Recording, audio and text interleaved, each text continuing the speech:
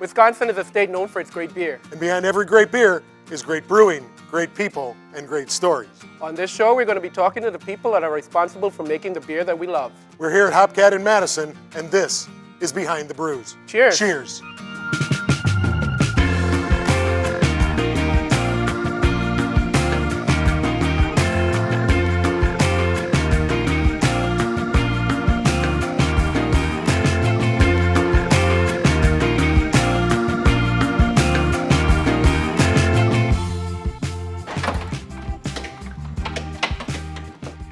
Hi, I'm Mark Alfred, and as always, I'm here with my preoccupied buddy, Fred Swanson.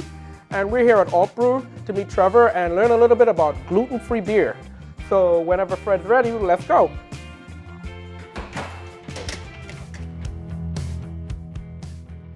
Thanks for having us out, Trevor. So give us a little bit of a background as to why gluten-free beer and the significance of why you got into it. Sure. Pretty much my wife was the reason for it. She got diagnosed with celiac back in about 2007, and I was a avid home brewer and really enjoyed homebrewing beer. I had attempted actually, homebrewed a all-grain batch, barley in our kitchen, and it was a disaster. I don't even remember how it turned out, but she couldn't enjoy it with me, so it was kind of a bummer. One day I was sitting at work, daydreaming, I'm sure, on some long conference call, and had this thought like, well, I could just homebrew gluten-free beer. How hard could that be? And I basically then spent, took the homebrewers initiative, started brewing about once a week and trying to get a lot of turns, and dumped beer down the drain for about 6 months. Continued to get better. And so that was pretty much once we sort of started, our friends would come over and drink it, and they knew. And that's how kind of the whole thing started with us getting into gluten-free beer. It's got to be very rewarding when you have to call and say, I have to stay home late, but remember, I got to be here because of you. Yes. Okay. Yeah. No, there's been, there was some nice articles printed about us, about what a very nice husband I was, and I think I was in trouble for something that week, and I literally circled it, and I gave it to her. I'm like, see, like I'm not, but she has always been incredibly understanding, especially when we moved into this area, this facility. We were super behind on our beer we needed. And so, I was like laying out the thing, and she's like, well, why don't we just, we'll do a triple batch. And I'm like, are you sure you want to do that? That's going to be, yeah.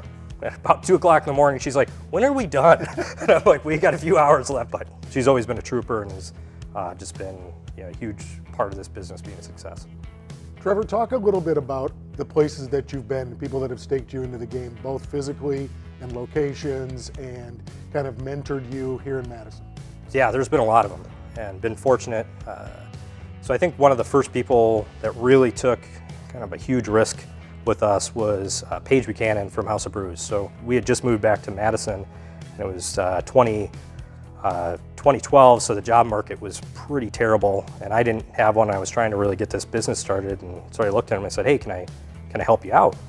And he's like, well, I don't pay much, and I'm thinking, I don't make much. So he was really the first person that kind of, I think, got it, and also totally understood that like it has to be separate. Like it can't be this shared equipment. It can't be those parts like that. It needs to be its own functioning thing so that you can, guarantee that people won't have a reaction to it. My family, my father-in-law, he was literally delivering beer for about 2 years for us, like unpaid, and has been a huge part of us being able to get there. And I feel like this is, I remember when people first asked me, I'd always say, well, you always refer to yourself as like we in Brew, and I'm like, it's not just me. Like it never has been, and it's always this collective group of people that are helping us all throughout the process. Talk about the design elements that we're seeing just through these camera angles. Who did this? What was the thought behind it? Because I've never seen a space look the way this looks. Again, I'm very fortunate and lucky in the family that I have. My brother-in-law is a architect, Adam Fury is his name, and he specializes in taking materials that would be considered, low grade and on the inexpensive side, and making them into really high-end looking and very interesting spaces. And we kind of, initially we gave him all these, thoughts and ideas, and he took a lot of the aspects of it and did really cool elements. Right behind us is really cool. So It's actually a piece of MDF plywood that was CNC'd on a giant router, coated with concrete and finished with epoxy, which makes it incredibly heavy, but very durable. I think my favorite story with it too is, we get a lot of people always like come in and are like, what is this? And Department of Health came in and they were not like, what is this? They're like, what is this? And I was like, well, I started explaining it to them and they took a look and they were like, well, so it's finished with epoxy? And I was like, yeah. Like, so you can wash it? And I'm like, yeah. And I literally took like a rag and started cleaning it and they're like, that's awesome. And they like turned around and then loved it and took pictures of it because it was really a nice piece that hopefully will endure. So Copperhead was a Great American Beer Festival winner. Tell us a little bit about what was the thought process that went into making this great beer. So Copperhead was pretty much, we started off, we had a farmhouse ale and we had our IPA, and being a beer drinker from Wisconsin, I like more than those two styles, and it was really a beer I brewed pretty much for myself, as I wanted a darker style beer. Some of the first times I brought that beer out and had people try it, they were like, it was like it was actually the worst feedback that I had gotten on a lot of them, but I was like, well, I don't care, you guys don't like it, I do. So it's gonna stay in the brewing spot. We picked up the Great American Beer Fest Silver and then a World Beer Cup Bronze with it. So I wasn't alone in my liking that beer. And that one too, I think, is really, especially like I will say, I'll almost call them converts. It's people who come into our tap room regularly who aren't gluten-free. That is usually a very consistent beer that they're always drinking because they love the depth of flavor that it has, and just it's very easy to drink but very rewarding. So what's more exciting for you? Is that the person that comes in that has an issue with gluten intolerance or celiac and the excitement that they exhibit, or is it somebody that you flip from the other side who doesn't have those issues? What's more exciting, and what do you really look forward to when you're behind the stick? I think our whole mission was really to create a beer that people with celiac could enjoy and love, because a lot of times we're converting someone who is already a beer drinker who likes beer.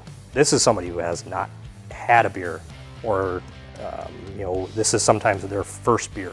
That's also a very weird experience when you're the person's like, hey, this is the first beer I've ever had, and I'm like, okay, wow, I hope you like it. I don't know how to tell you what you would and would not like, but I know usually they're beyond delighted. So that's always a much deeper and more heartfelt response. Trevor, thanks for having Mark and I out today to tell some stories and drink some beer. We really appreciate it. And thank you to the viewers for watching us at isthmus.com/Behind the Brews. We'll see you around the corner for another episode. Cheers. Cheers.